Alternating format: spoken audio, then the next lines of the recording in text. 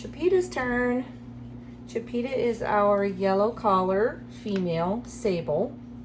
She is all sably underneath. She looks cream right now underneath, but this will all turn silver as far as I know, because all of the ones in the past that looked cream, they all turned silver. So she is our silver sable, just like Auntie Rose. All of this beautiful color will turn light. And she's actually a little lighter, so she might be really close to white all over when she gets done fading. So this underneath here is really light. Here, let me part it. See how light that is? So she will be pretty light. Good job, Chipeta. She doesn't seem very scared. No, she doesn't. But then that's kind of been par for the course, hasn't it? Yeah, it's been very good. I have in the link in the description box, I will link the shampoo that I'm using so that you guys know, because I've had a few people ask me what we're using for shampoo, and it is Clean and Fresh. This one is the, I think it's called Linen. Pretty sure it's called Linen. But that's, she's not happy now because I picked on her. I picked her hind. I'm pretty sure it's either Linen or Rain, but I think it's Linen, so I will link it. I'll find it and link it. And I think I might have in one of the other bath videos, so you might be able to find it in there too if you want it before I get it linked in there. But it is a really good shampoo. I've been really happy with it. I don't think that it's tear-free, which is kind of a bummer, because you kind of want your dog shampoo to be tear-free. So it feels like when I got it in my eye one time, I splashed myself. And I try not to get it in their eyes and ears anyways, you know, I just try not to, but, you know, things happen. But when I got it in my eye one time, I kind of feel like it was burning. And so, I don't know if they have a tear-free version, but I don't really appreciate that very well. I wished it was more easier on puppies, huh? Yay. But like I said, I try not to get it in their eyes anyways. So we don't let the water run down in their face at this point either. I try not to. I don't really wash their face, except like if with a towel or a wet washcloth or something. I don't pour water on their face, and I don't soap their face at this age. I just don't want them to get too disappointed in the bath. We want them to like the bath and to not find the bath a scary thing. Okay, and she's done amazing. Perfect 10. Perfect 10, girlie. She hasn't even grunted. There we go. Yeah, she's so cute. They're all cute. I'm gonna say that about every one of them. But, okay. There we have Chipeta, our yellow collar female, and we'll meet you in at the dryer. All right, here we are at the drying table, and Chipeta did amazing for her bath. Let's see how she does under the dryer.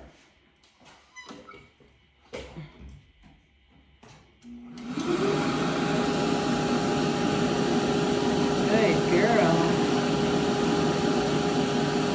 She's under an ocean breeze. She thinks she's at the ocean. At the ocean? Oh, nice. What a good girl. She seems super laid back. She likes to play, but nothing seems to really bother her that much.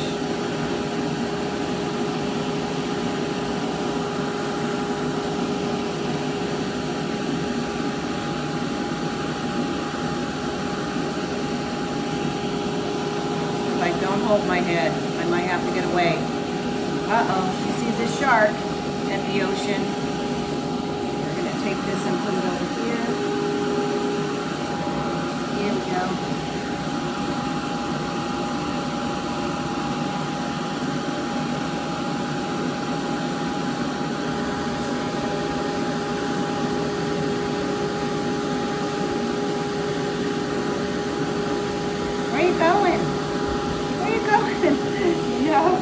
I think it's the brush more than it is the dryer. She's like, don't brush me, that's weird. It's weird. She's fine as long as I'm not brushing, but as soon as I start brushing, oh, maybe she's not fine. Stay here. Stay here, Chipeta. Stay. Good girl. Good job. Oh, that's a good girl. That's a good girl. She's got really big hair. And that's pretty typical of sables. They end up with very frizzy, kind of wiry, big hair. I mean, all my sables have giant hair, and it's gorgeous. I mean, it's easy to style because has so much body in it and so much thickness that it'll just stack against itself, and it stands up really well. She's not really curly, Rose isn't. So I'm wondering if maybe sables aren't as curly. There's some other poodle enthusiasts that are on the sable Facebook page that could probably tell you more about their coat texture and what to expect from a sable. Their personalities, I find, are a little bit different too. They're thinkers, at least they seem to be in my litters. They're a little more aloof and intellectual, which I love that about Rose. She's not at all a snob, but she is aloof to some degree. Like, she doesn't have to be involved with people all over the place. Like, they make a good service animal because they are not really concerned about anybody but their owner. They really are a one-person kind of dog. And even though Rose loves children and she'll go up and meet other people, she's definitely only loyal to me. So, whereas their mom, she loves people, she loves children. She'll go, out of her way to greet people. She's much more social than Rose is. Rose is not very social. And when Rose was showing, there were certain judges she really liked and certain judges that she didn't even really care if they touched her at all. She didn't want them to touch her. But she didn't really do anything. I could just tell because her face changes and her body language changes. But she let him touch her because I told her she had to. But she didn't like that very much. I could tell she didn't love showing. She still doesn't love it. She loves it way more than she used to. But she didn't used to love it at all. Her first time around the ring, she had her nose completely touching the ground the whole way around. And she still got her grand championship because she's just a beautiful dog. And she had other features that were really amazing. So they knew she would grow out of that, I'm sure. She was young when that happened, like only a puppy, so she was scared. But now she goes through it around the ring really well. She loves the ring. She just doesn't like, well, I shouldn't say she loves the ring. She doesn't love the ring, but she likes the competition part of it. She likes to be with me doing things. Her first time in the car, she drooled so much, her whole entire neck and legs, front legs, were completely wet. And I think she vomited the first time too, which almost all the puppies vomit the first time they go in a car. And it's a little bit of fear and a little bit of car sickness, I think. So, anyways, hope you could hear that. I don't know if you could, but this is Chipeta. She did really good. And she is our sable, yellow-collared sable party, meaning she has 50% white or more. And I'm gonna do her face really quick. And let's see if I can move it up a little bit so you can see. I'm sorry, I'm a terrible photographer. I cut people's heads off all the time, including my own, which I don't really need to be seen here. So, okay. And she's already getting lighter underneath than she was before. Her face is getting very light, as well as Fern's face. Fern is really getting light. Stay there. No, you can't say no. You can be scared, but you can't say no. See, she's almost white on the side of her face now. It's okay. It's okay. Good girl. I'm gonna stretch her face out real good so that it doesn't catch anything and make her really scared. It makes noises when it catches things. And sometimes it could cut, even though I have it backed off to a 7 or a 10, sorry, not 7. And so, you know, you just want it to be non-invasive as possible. And you don't want to scare them. Said that a million times, haven't I? I'm sorry.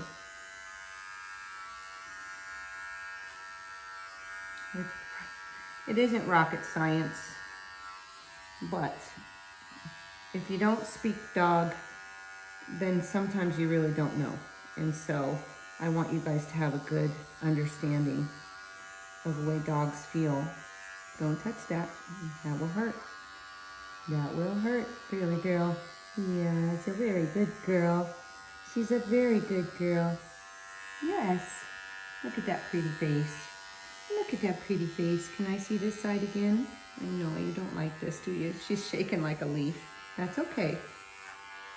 So a lot of people would say, oh, don't put them through that. They're shaking. Look, they're scared. Well, that's not helping them. That's not helping them to face fears and to understand. Because if they had their way, they would never accept it. And they would always be afraid. This way, they start learning at a very early age that not everything that makes noise, not everything that buzzes on their face, not everything that comes at them quickly is going to hurt them. And that we're good at protecting them. And make sure you are good at protecting them or they won't trust you anymore. There, look at her sweet face. Let me move her up here. There, Chipeta. Oh, look at you. Look at that face. You're so gorgeous. You're such a gorgeous girl.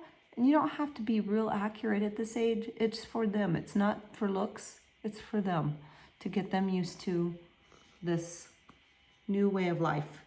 This new thing that's going to happen to them all of their life while they're, you know, sit.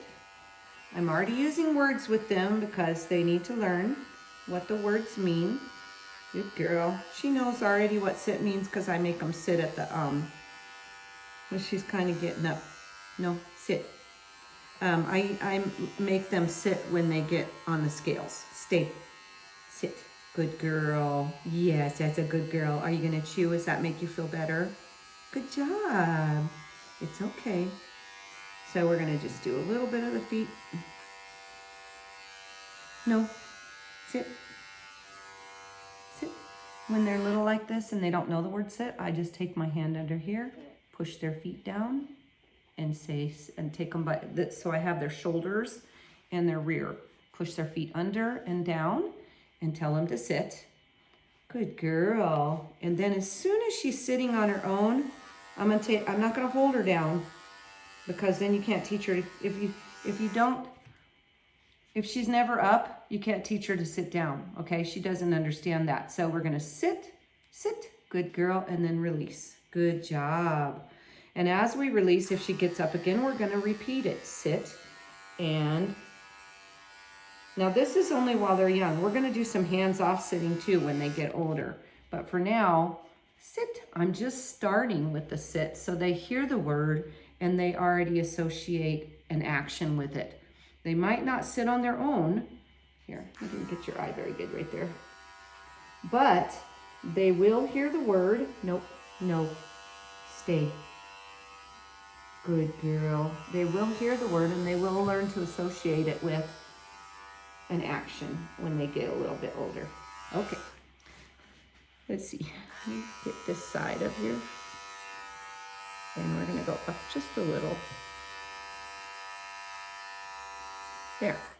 So I don't go in between the toes like this when, you know, way deep in there, because that is really offensive to them at this age. They're protective over their feet. And so I want them to get used to, look how she's gonna bite my, she's like, no, don't do my feet. They're really protective over the feet. That's a natural thing. And I don't know why exactly, but it is very normal for them to be protective. So we're gonna start a little bit at a time, make them realize that we're not hurting them. Look at those cute little fluffy feet. And then move on.